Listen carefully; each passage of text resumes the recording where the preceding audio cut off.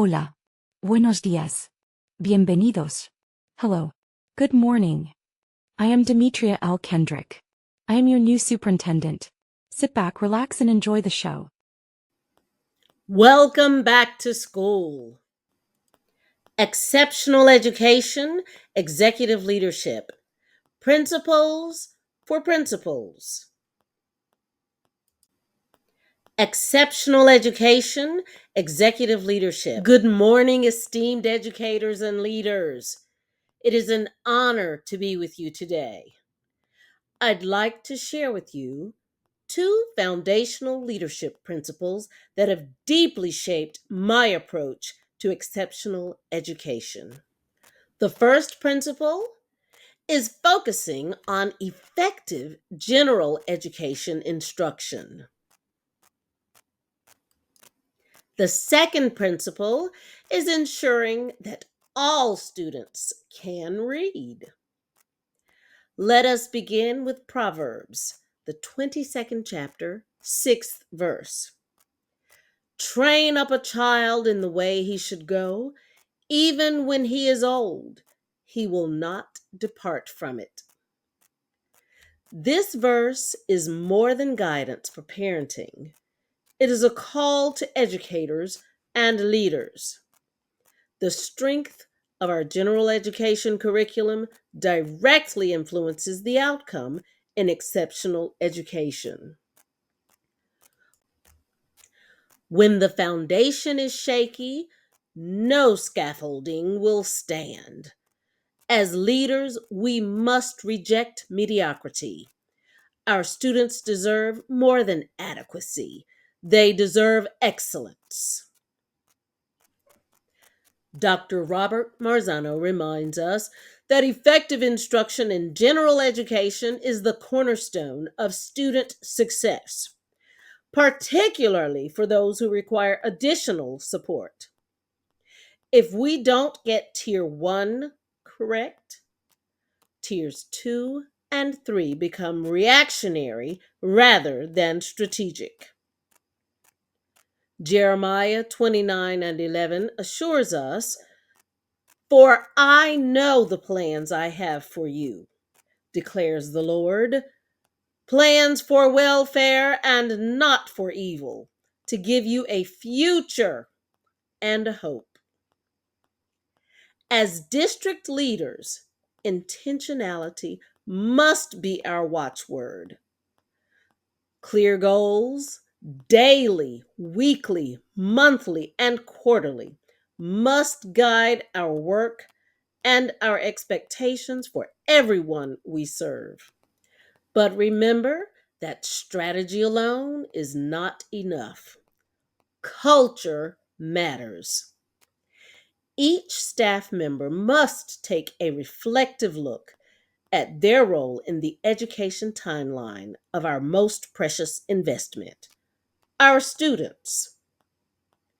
Tough conversations are necessary, and they must begin now. Evaluations are only one part of the picture. Accountability must be grounded in how we speak, lead, and collaborate.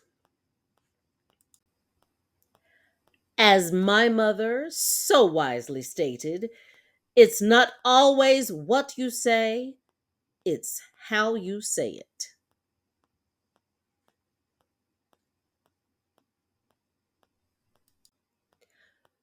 Colleagues, what do your daily interactions say about your school culture? In my school visits, I've noticed something simple yet telling: the power of a greeting. A warm good morning can shift the energy of an entire room. This is not trivial, it's elemental. As Robert Fulghum so beautifully writes, in all I really need to know, I learned in kindergarten. These aren't just kid skills, they're life skills.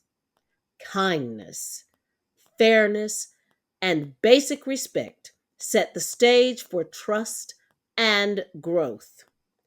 And make no mistake, your presence as a leader sets the tone. If you model respect, your school will mirror it. If you lead with care, your teachers will teach with care.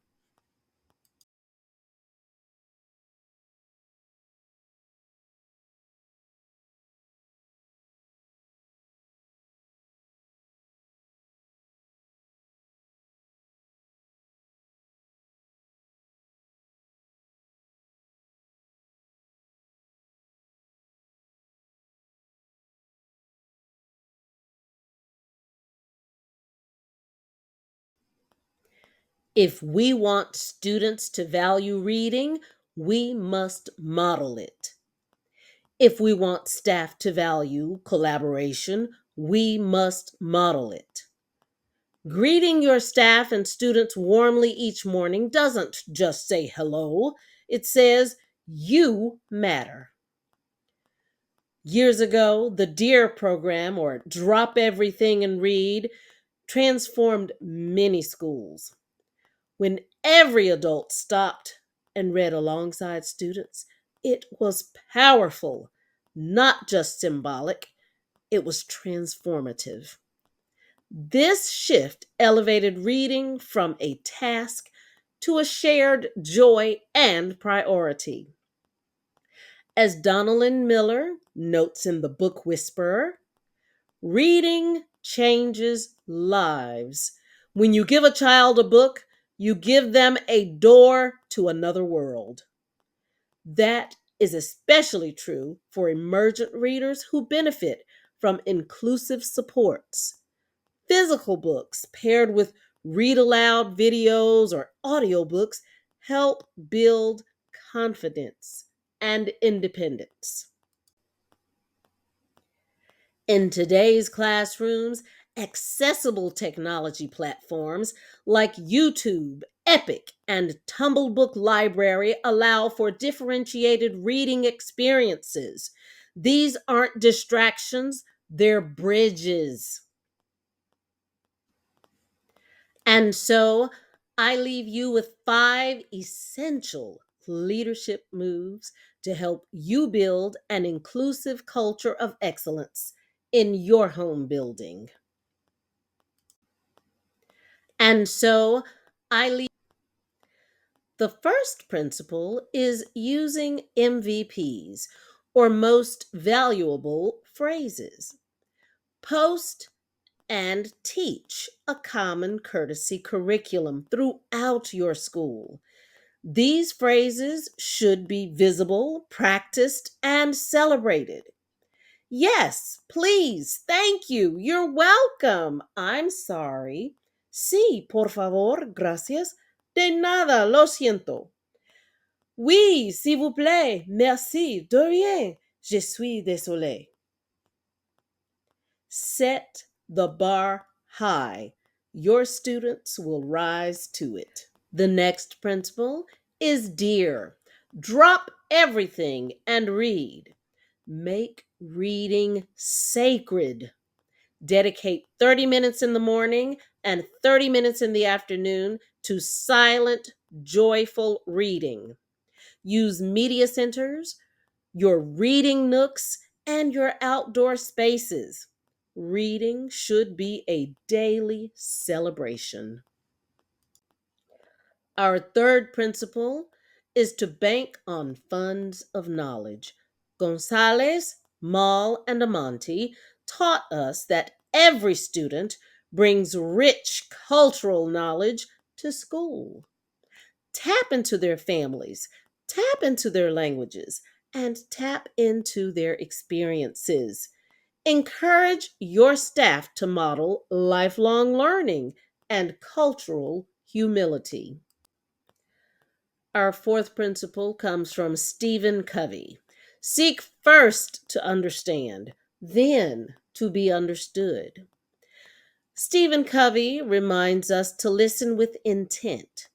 Don't assume, don't rush to judge, ask questions. Encourage your students to do the same. Modeling curiosity fosters critical thinking.